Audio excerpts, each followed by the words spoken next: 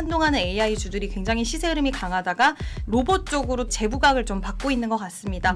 내년까지 이 모멘텀이 이어질 수 있는 거다. 시장에서의 주도주가 될까? 최근에 우리나라가 로봇 관련된 수주를 빅테크 쪽에서 받을 수 있다라는 이야기들이 나오고 있고, 우리가 액추에이터다, 감속기 이야기가 많이 나오는데 부품 쪽을 먼저 보자. 자동화 관련된 모멘텀 갖고 있는 기업들도 최근에 흐름이 좋았어요. 그래서 로봇주들 안에서 우리가 기대할 수 있는, 수주를 한번 기다릴 수 있는 종목들 볼래라고 하신다면, 이민수의 경제토크, 이지스탁 이지은 대표님과 로봇은 어떻게 해야 되는지, 로봇 관련된 얘기를 집중적으로 하겠습니다. 로봇은 뭐 AI의 총화이고, 그죠? 네. 피지컬 AI도 하셨지만 뭐 그런 것들도 노란 봉투법 뭐 기타 등등 있었지만, 단기적으로 최근에 이슈가 된 건 트럼프 행정부의 어떤 정책적인 기대감, 그죠? 행정명령 내린다, 뭐 이런 거였었죠. 네. 네, 일단 트럼프 대통령이 이 로봇 관련돼서 이야기한 거는 처음은 아니었던 것 같아요. 예. 지난번에도 이제 그때가 선거 즈음이었던 것 같은데, AI 육성 정책도 그렇지만 지금 리쇼어링 정책에 따라서 로봇 산업에 대한 부흥을 이야기를 했었고, 그때도 로봇주들이 약간 들썩이는 모습이 있었지만 흐름을 길게 이어가지는 못했는데, 결국 그 흐름들이 AI 쪽으로 포커싱이 맞춰졌고, 한동안은 AI 주들이 굉장히 시세 흐름이 강하다가 지금은 이제 AI 확산 국면에서 로봇 쪽으로 또 트럼프 대통령이 고개를 다시 돌렸다라는 게 재부각을 좀 받고 있는 것 같습니다. 거기에 또 상무부 장관 같은 경우에도 로봇 회사 CEO들과 회동을 하면서 여러 가지 방향성에 대해서 이야기를 했고, 또 내년에 로봇 관련 행정명령에 서명한다라는 이야기가 나오면서 그렇게 되면 시장에서는 내년까지 이 모멘텀이 이어질 수 있는 거다. 그 기대감적인 부분들을 끌고 갈 수 있는 재료가 좀 발생을 했다라고 보고 있고요. 뭐 다들 너무 많이 들어보셨겠지만 인구 고령화, 그리고 사람들이 위험한 일을 잘 안 하려고 하고, 거기에 지금 인구는 계속해서 또 감소하고 있고, 그러다 보니 사람들은, 그렇죠, 인건비 너무 높아요. 그러다 보니 시장에서는 로봇 시장에 대한 수요와 자동화 수요는 당연히 올라갈 수밖에 없다라는 게 다시 한번 재확인이 됐고, 개인적으로는 지금 우리나라 로봇 하면 사실 그냥 중국에 안 돼, 이게 되게 많이 이렇게 자리를 잡고 있잖아요. 사실 양산할 수 있는 이런 규모라던가 시설이라던가 그런 부분들은 현저히 뒤처지는 건 맞는 것 같아요. 이미 휴머노이드 로봇을 대량 생산할 수 있는 능력을 중국 쪽에서는 갖고 있고, 부품 같은 경우에도 지금 공급망 자체를, 로봇 공급망 자체를 중국 내에서 다 해결할 수 있게 만들어 놨거든요, 밸류체인을. 근데 우리나라는 그게 사실상 어려운 상황이고, 미국도 지금 중국 쪽에 부품을 가져다 쓰고 있는 상황이고요. 이런 부분들로 봤을 때 중국에 대한 부분들이 좀 상당히 이미 중국 쪽에서 다 장악한 시장이라고 생각하시는 분들도 많이 계시겠지만, 우리나라 기술력이 어느 정도 괜찮기 때문에, 그리고 탈중국 공급망이 로봇 쪽에서도 지금 나오고 있기 때문에 최근에 우리나라가 로봇 관련된 수주를 빅테크 쪽에서 받을 수 있다라는 이야기들이 나오고 있고, 밸류체인에 합류된다라는 소식도 나오는 만큼 로봇주들이 아쉬운 건 사실이에요. 대량 양산에 대한 이런 부분들도 아직은 조성이 잘 되어 있지 않다라는 점과, 정부 정책 쪽으로 받쳐주지 못해서 규제라던가 이런 거에 부딪혀서 잘 발전되지 못했던 부분들이 있어서 아쉽기는 하지만, 그래도 여전히 이제 미국 쪽의 정부 정책 모멘텀이라든지 구조적인 흐름들로 봤을 때는 로봇주들은 계속 봐야 된다라고 생각을 합니다. 네, 그럼 이제 기업별로 분야별로 접근을 하게 되면, 현대차 같은 경우 이제 보스턴 다이내믹스가 있고, 자기의 그 생산 라인에 투여하기 위한 그 휴머노이드 로봇을 만든다는 거잖아요. 그게 있고, 대부분의 국내에 있는 업체들은 사실은 다 부품사들이잖아요, 그렇죠? 이제 로봇주는 그러면 어떻게 보고 접근을 해야 됩니까?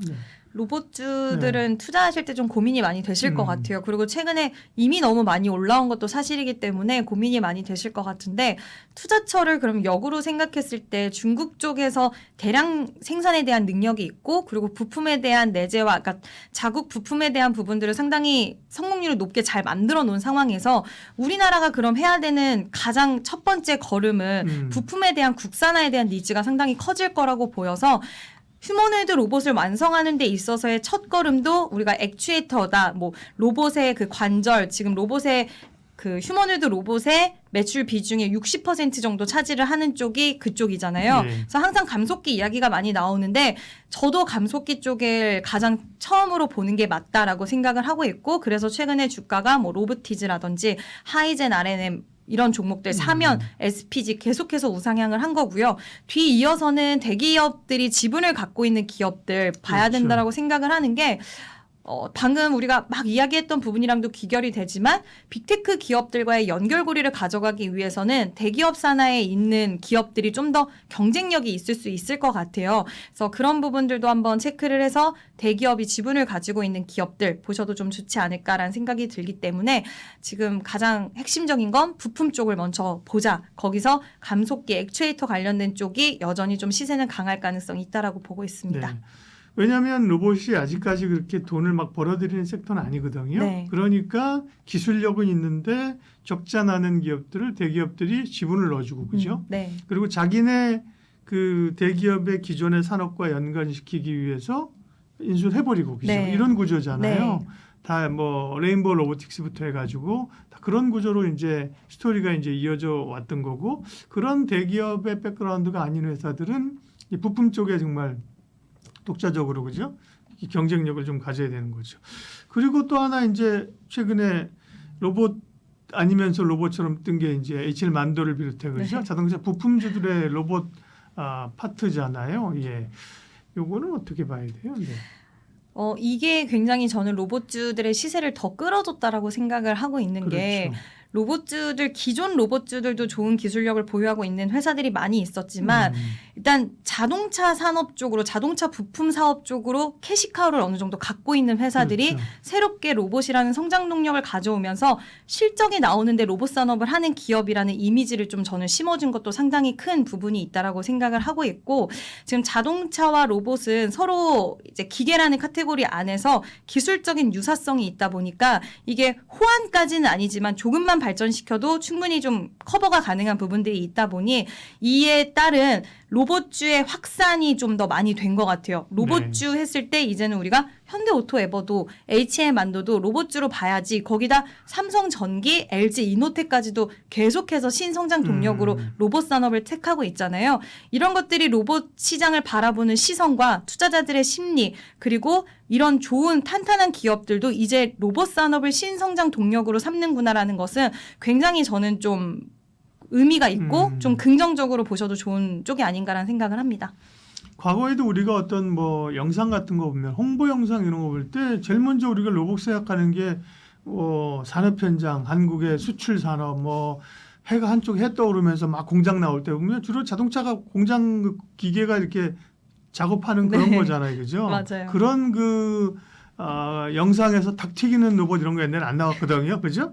결국 이제 로봇을 접목하고 있는 쪽이 네. 산업 현장이기 때문인 거고요. 네, 그렇게 보면 자동차 쪽은 말씀하신 것처럼 자본력도 있고 네. 자기네 현장에 투입할 수 있고 네. 그렇죠? 그런 게 있는 거고 그리고 보면 지금 생각난 건데 물류 쪽 이런 쪽도 그죠? 너무 좋죠. 물류 그죠? 쪽도. 네. 네. 왜냐하면 반복적인 일을 맞아요. 계속 해야 되는데 네. 이걸 24시간 돌릴 수도 있는 부분이고 네. 그리고 위험에 대한 부분들도 로봇들이 대신 해줄 수 있는 거고 그래서 CJ 대한통운 같은 경우에도 물류 자동화 로봇 관련돼서 뭐 MOU도 계속 협약을 하고 네. 최근에도 이제 뭐 쿠팡 사건 반사이익 수혜로 올라오기는 했지만 네. 일단 대한통운이라든지 이쪽도 물류 자동화를 통해서 계속해서 인력에 대한 문제들을 좀 해결하고자 하는 움직임들이 있고요.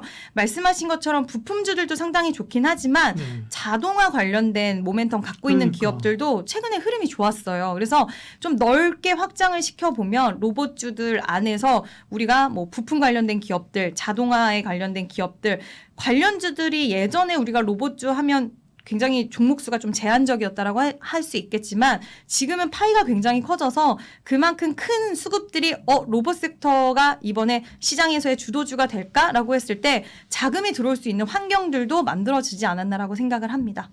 옛날에 그런 어떤 물류 자동화에서 뭐 현대 무브엑스 이런 거 상장하기 관심이 맞아요. 있었잖아요. 네. 그 기업이 뭐 좋다거나 특정한 건 아니에요. 제가 생각난 건데 결국 로봇 안에서도 또 거기서도 이렇게 순환배가 돌 수 있으니까 네. 그렇죠. 왜냐하면 로봇이 이렇게 안정적으로 스테디하게 이번 분기에 실적 나와서 주가 오르고 쉬었다가 실적 더 나와서 오르고 사실 이런 흐름은 아니잖아요. 그죠? 네. 기대감으로 확 올랐다가 이거 되는 값이요 사면 그때부터 물리기 시작해갖고 한참 고생하고 그죠. 네. 그리고 결국 아이고 역시 대형주 쪽을 사야지 이런 주식은 아니야. 버리고 이제 잊어버리면 나중에 또 튀어 올라. 약간 이런 맞아요. 흐름들이 있거든요. 그러니까 그런 트레이딩적인 성격으로 사실 갈 필요도 있고 그 안에서의 순환매를 좀 볼 수도 있습니다. 어쨌든 로봇 26년을 바라본다면 우리가 반도체 얘기한 것처럼 로봇도 빼놓을 수 없는 네. 그렇죠. 네. 한 자리 줘야 되는 섹터죠, 그죠? 네, 한 네. 자리 주셔도 좋을 것 같고요. 네. 코스닥 활성화 정책 그쵸. 기대감이 또 있는 만큼 지금 며칠 전에 나왔는데 이거는 실현 가능성은 모르겠어요. 그렇지만 코스닥 3천 이야기하면서 제2의 테슬라, 옵티머스 같은 기업 찾는다 이런 이야기 나왔는데 그만큼 이제 코스닥 활성화 정책에 따라서 저는 제약바이오, 로봇, 2차 전지 이 안에서 좀 순환매 돌 수 있는 가능성도 있다라는 생각이 들기 때문에 로봇 관련돼서는 물론 우리가 어떤 한 종목을 길게 투자하시기에는 좀 항상 불안감이 맞아요. 있으실 수 있어요. 예. 실적이 아직 가시화 안 됐기 때문에 그런 분들은 중장기적인 관점에선 대기업 산에서 약간 무게감이 있는 종목들 왜냐하면 그런 회사들은 잘못될 일은 없거든요. 그래서 그런 쪽을 투자하시면 좋을 것 같고요. 난 좀 더 기술력에 맞춰서 실적은 약간 아쉽지만 우리가 기대할 수 있는 수주를 한번 기다릴 수 있는 종목들 볼래라고 하신다면 감속기 안에서 뭔가 이번에 로보티즈 많이 올라오긴 했는데 제가 지금 로보티즈 강력 매수입니다라고 말하기엔 사실 약간 조심스러운 자리긴 하지만 로보티즈는 보스턴 다이내믹스 지금 액추에이터 또 대량 수주 모멘텀도 있었고 사면 같은 경우에도 지금 빅테크 기업들 수주 기다리고 있는 상황이라서 이런 기업들이 충분히 계속 올라가진 않을 거예요. 추후에 눌리거나 했을 때는 우리가 한번 기회를 모색해봐도 좋을 것 같습니다. 네, 로봇 이야기했고 종목 얘기를 안 하셨으면 제가 더 아쉬워서 마음속에 찜해놓은 종목 몇 개만 얘기를 해달라고 하려고 했는데 기업까지 언급을 해주셔서 마무리를 해도 될 것 같습니다. 이지스탁 이지은 대표님 오늘 함께했습니다. 고맙습니다.